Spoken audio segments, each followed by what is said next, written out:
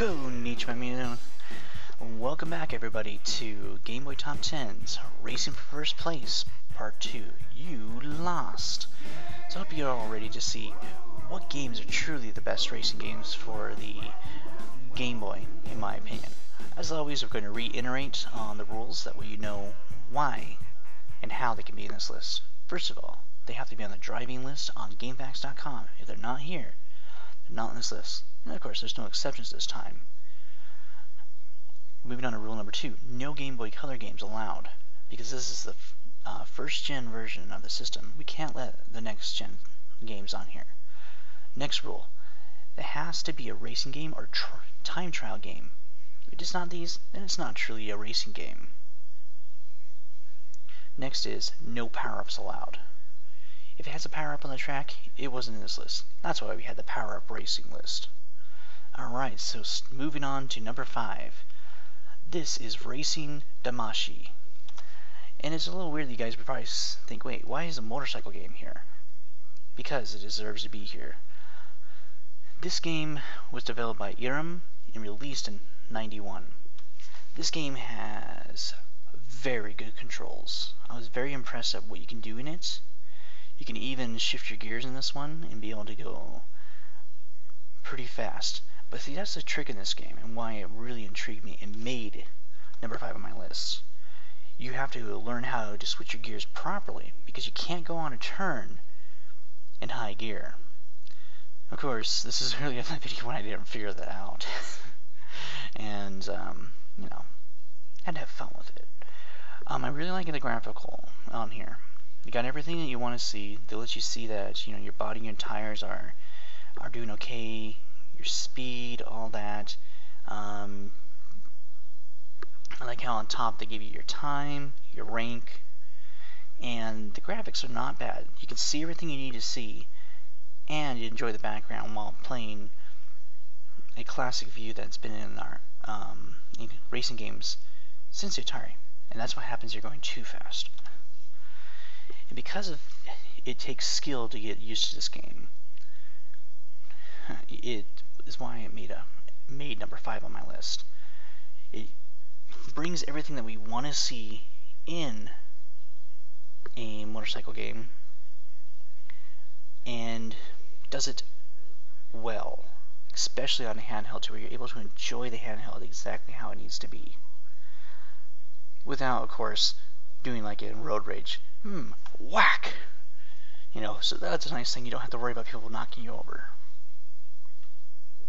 And of course, the pit was a little hard to see in this one, because it's just a giant P. But it didn't hurt the game. So that was Racing Tamashii, number 5. But what can be better? Going on to number 4, Days of Thunder. This was developed by Argonaut Games, published by Mindscape Inc., and released in '92. And why is this one definitely up here? I mean, look at these graphics. They're fantastic. The graphical interface is definitely a little bit harder to see everything. But, in fact, it doesn't even do anything really. It's just that little box that tells you what you're doing. But because of the graphics, I was blown away to see this on a Game Boy. It's easy to see where the pit is, the map tells you, you can see it visually, and even the mirrors work properly in this game. And this is one of those games that really just puts you in awe, not as so much as some of the later games are, and that's why it's only number 4 in the list, because there are a few more above that are just absolutely stunning. But this game, it was just so much to play, so much fun to play. You got to go in, enjoy. There's a lot of options, and then you're just gonna go enjoy doing NASCAR with some very good graphics. Now, true with the earlier one with Bill Elliott's NASCAR, they had some good graphics in there, but nothing in comparison to this. Yeah, they had color and all that, but who cares about color shading when you can just do a black and white track with better graphics? And that's why this one really made it up there, because it impressed me so much.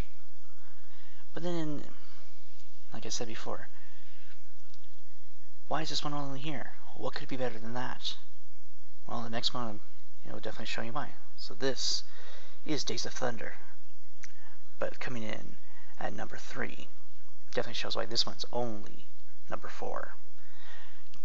Was there any guess why this one would not be on my thing? This is Race Driving. This is also developed by Argonaut Games, published by THQ, and released in '93. It's no wonder that 2 games from the same developers is one right after the other. These graphics, I can't believe they were able to do it on here. This is basically a time trial game, which you get a crash lot. The whole point of this game is you gotta go around the track and get to the finish line, which will then renew your time, and you basically are doing as many laps as you can without crashing. True, you do get a score on here, so it would be more understandable for this one to be in the arcade top 10, but because of it being a time trial, and you're trying to beat your lap time every single time, that's why it's here. The graphics are fantastic. The idea of being able to bring an arcade game to the Game Boy with such close graphics is outstanding. I can't believe they got this to work on a Game Boy. And I agree with a lot of the YouTubers I've been watching on this, that this is just absolutely fantastic. There's a lot of skill involved, and I mean, what more can I say? Yeah, game over, you lost. Just a fantastic game. I had so much fun playing this one. I spent a lot of time on this one just trying to get better at it, which didn't go too well, but why not? And even though we have this one here, you see some fantastic graphics. What could be better? What is number 2 that puts this one at number 3? So this has been Race Driving. Coming in at number 2, we have V-Rally Championship Edition. This was published by Velez and Dobel, published by Ocean, and released in '98. The thing was, when you got to select your cars, the cars were in 3D. I couldn't believe they were able to get that to work, and you had a really good selection of cars, a lot of them to choose from. Then it came to the tracks. A lot of variety on the tracks where you get to enjoy it exactly how you would in the arcade or later versions of the game, or other ports of the game, I should say. And then I saw this.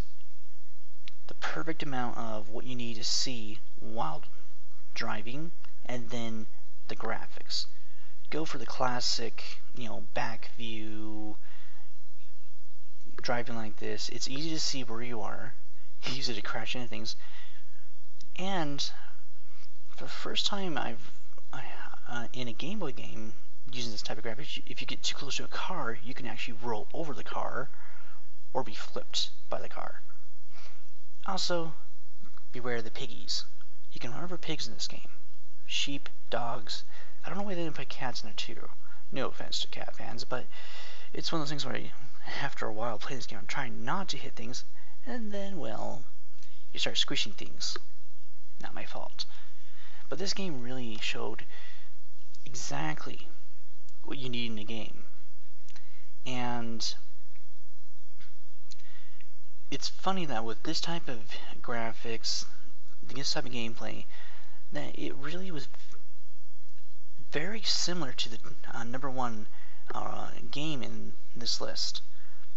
But it lacked a few things that the other game perfected perfectly, and that is why this is only number 2. So this has been V-Rally Championship Edition by Ocean. Absolutely fantastic game.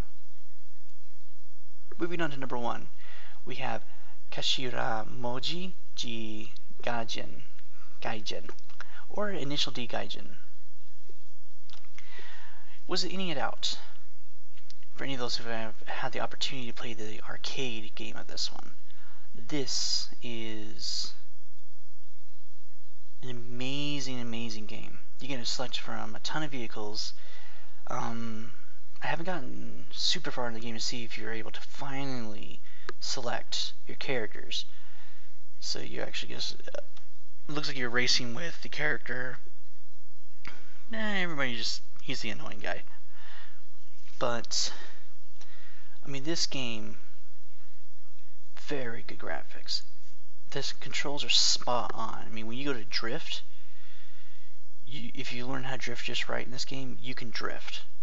And that's saying something for a Game Boy game. You got your drifting mechanics, you got your really good graphics, the cars look beautiful. Not too much on going out of the way to show what your car can do in all your times, but the game itself just does a perfect amount of what you need to see in a game. And I can't believe that a Game Boy game could have so much detail. You'd think that it would be able to do that in a Game Boy Color or even a Game Boy Advance. But to be able to drift like it does in this game, amazing. It's also good because it's a fantastic anime series. You get to enjoy seeing the different clubs you have to go and race against, and the different cars. Now, because I haven't actually gone through and beaten the game, I don't know how far you get to go into car selection and updating on that. But this is why this is number 1. So this has been Cashier De Mogi G Gaijin, or Initial D Gaijin. This was just an absolutely fantastic game. So I hope you guys have enjoyed this list. This has been the top 10 racing games for the Game Boy. And without a doubt, this list showcases what the Game Boy was capable of when it came to racing games or time trial games. So definitely check it out and see how these games are. Definitely worth adding to the collection. So I hope you guys have enjoyed. This is T. Sakura saying ciao and sayonara.